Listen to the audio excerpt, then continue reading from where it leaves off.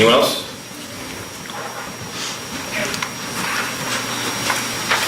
Good evening. Valerie Weisker. I'm sorry, this is going to end up being one of, if not the most difficult conversations I've ever, not even a conversation, statement tonight, because I need to confess to violating some municipal code. And it's never easy to admit that you have violated a law, but in considering that I have willfully, knowingly, and quite frankly proudly violated this law, I thought it important to go ahead and say it in this room, because it's the safest place to go ahead and do something like this without fear of being judgmentally ill, unstable, or things of that nature. As a kid, I actually got a kick out of people mistaking me for a boy. I used to have short hair. I was very athletic, when hair gets in the way of playing football, basketball, baseball, all that kind of stuff. And store owners would sometimes mistake me and say, "What a handsome little boy you got there," and I'd smile happily. It didn't faze me. It wasn't offensive. It was one of those, "No, I'm a girl," kind of thing. Same thing with the sports. Valerie, get to the point. Excuse me. It's not story time. Excuse me, this is part of the point. It's not story time. Because the law that I'm in violation of, that Say is on the books. Excuse me. You're disrupting my statement because you don't like how it started? This is public comment, Yes. not story time. You're talking about jumping around like a kid or something. Your story is public comment. And you just challenged my mental stability. Okay, I will continue. So law 6832H, public morals.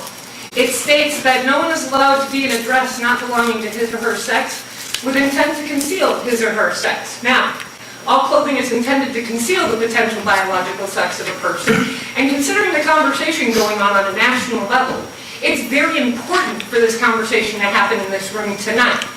Therefore, the simple act of wearing clothing actually intentionally conceals everyone's biological sex. And by the way, uniforms, that's further intentional disguise of sex. Now, if you don't go ahead and take me up on the fact that I am now confessing to you tonight that I have been in violation of that law at approximately 3,650 times, which each time is a minimum of a $5 fine, which means I could have a ticket written tonight for $18,250 for my violation of this law. Understand that all of you have assumed that I am a female, for one. You have no proof whatsoever. And in fact, I'm wearing male boots. These sweatpants were given to me by a guy. This shirt was given to me by a male. I'm wearing a turtleneck. All of it disguises my sex.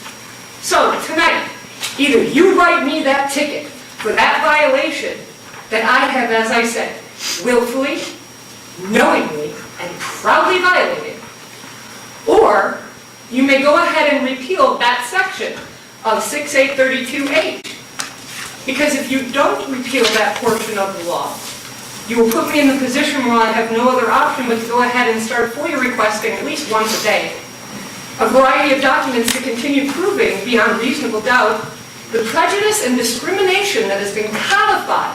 This is codified law, and not one of you can dare to tell me you won't apply it, because it doesn't matter. As long as the law is on the books, you're allowed to apply it. But the problem is it's unconstitutional. So I am inviting you tonight.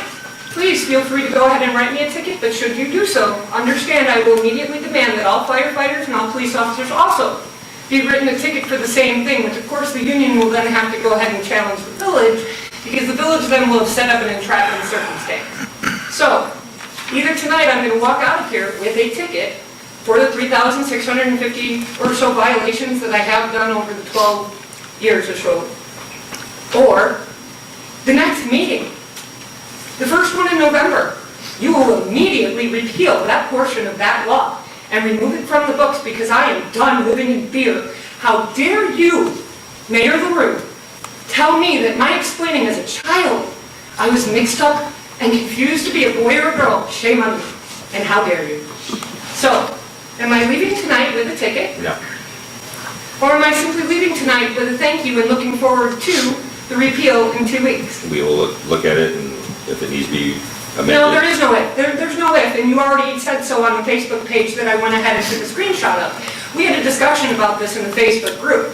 So either you want to continue to, yes, perpetuate the prejudice, the intentional discrimination that has been happening here for decades, or the law gets rid of it, period. There's no if. So I don't know, you're the one that's been a regular all this time since you've been mayor, sir, and you're the one now that seems to be changing your position on where you stood before when you were trustee. So, Not at all. again, we'll have to see what happens in 2 weeks, but thank you, I do appreciate, certainly. I appreciate the amnesty. Thank you. You're welcome. Anyone else?